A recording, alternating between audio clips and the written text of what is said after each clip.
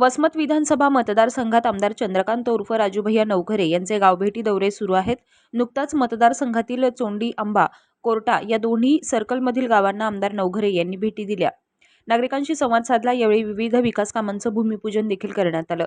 मतदारसंघात तरुणांना रोजगार मिळावा यासाठी, विद्यार्थ्यांसाठी, प्रत्येक समाजातील घटकांसाठी, शेतकऱ्यांसाठी मी काय काम करायचा प्रयत्न केलेत अशी प्रतिक्रिया यावेळी आमदार चंद्रकांत उर्फ राजूभैया नवघरे यांनी दिली आहे।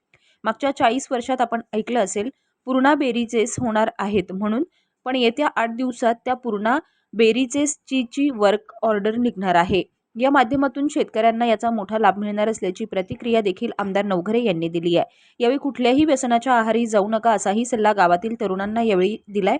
गावातील समाज मंदिर असेल, सभा मंडप असेल, रस्त्यांचे प्रश्न असतील, दवाखान्याचे प्रश्न असतील, अशी मोठी प्रश्न सुद्धा सोडवण्यासाठी मी तत्पर असल्याची प्रतिक्रिया देखील आमदार राजूभैया नवघरे यांनी यावेळी गावकऱ्यांशी संवाद साधताना दिली आहे। करत असताना प्रत्येक समाजाचा सभागृह असू द्या, त्यामध्ये मराठा समाजाचे, धनगर समाजाचे, लिंगायत समाजाचे, मुस्लिम समाजाचे, आदिवासी समाजाचे हे सगळे सभागृह करण्याचा आपण प्रयत्न केलेला आहे। आज या तरुण मुलांसाठी फक्त निवडणुकीमध्ये त्यांचा वापर करायचा या बाबतीमध्ये काम न करता 5000 तरुण पोरायला प्रत्यक्ष अप्रत्यक्ष रोजगार भेटण्यासाठी आपण बागलपाडीला 150 एकर मध्ये आपण MIDC स्थापन करतोय।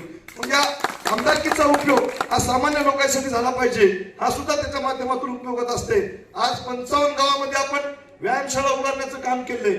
ज्या गावातून आरसा आला, कारण जत्रावर आपण बघत असताना की गावागावची पिढी कुठेतरी व्यसनाच्या माध्यमातून भरकटत चालली, पण प्रत्येक गावात जसं मंदिर आपण करतो तशा पद्धतीने व्यायामशाळा असू द्या, तशा पद्धतीने शाळा असू द्या, आपण नवोदयच्या माध्यमातून ग्रामीण भागातील मुलांना स्पर्धा परीक्षेमध्ये लोकांसोबत टिकले पाहिजे शहरातल्या, म्हणून नवोदयच्या परीक्षा घेण्याचं काम करतोय। मी आता अभिनंदन करतो की आपल्या गावातील शाळा सुद्धा आपण अत्यंत चांगल्या पद्धतीने ठेवायचं काम केलेले। आज आपला जिल्हा नाउद्योग जिल्ह्यामध्ये होता की आपल्या जिल्ह्यामध्ये एकही उद्योग व्यवसाय चालत नाही म्हणून 1-2 कारखाने होते, ते पण प्रायव्हेट झालेत। पण आता आपण MIDCच्या माध्यमातून किमान 500 तरुण पोरांना नवीन उद्योग तिथे उभारता येतील। CMEGP, PMEGP मुद्रा लोनच्या माध्यमातून वेगवेगळे कर्ज उपलब्ध करून देण्याच्या सुद्धा सुविधा आपण निर्माण करण्याचं काम मगर त्या माध्यमातून करत आहोत। आणि जवळपास 5000 तरुण पोरायला ज्याने फक्त निवडणुका आल्या, राष्ट्रवादीचा राजू नवघरेचा आला त्याचे झेंडे उचलायचे, कोणी भाजपचा आलं, कोणी सैन्याचं आलं, याच्या पलीकडे जाऊन सुद्धा माणसं आपल्या ग्रामीण भागातील माणसासाठी काम करण्यासाठी आम्ही प्रयत्न करत आहोत। आज 40 वर्षापासून तुम्ही सगळे इथे भाषण ऐकले असतील या मतदारसंघामध्ये की आपण पूर्णा बॅरेजेस होणार, पूर्णा बॅरेजेस होणार।